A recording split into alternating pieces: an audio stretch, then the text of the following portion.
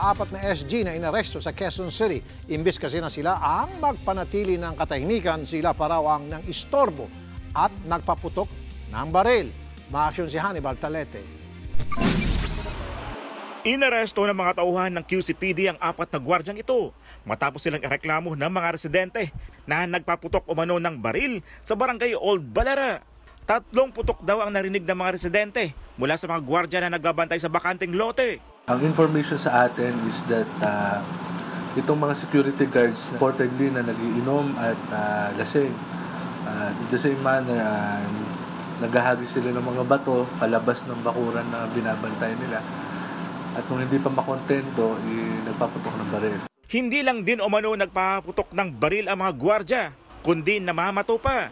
Sabi nga ng mga complainant, saan naman magagaling yung mga bato kung hindi galing doon sa loob ng compound papalabas. Sila lang naman yung tao. Itinanggi ng mga gwardya ang bintang sa kanila.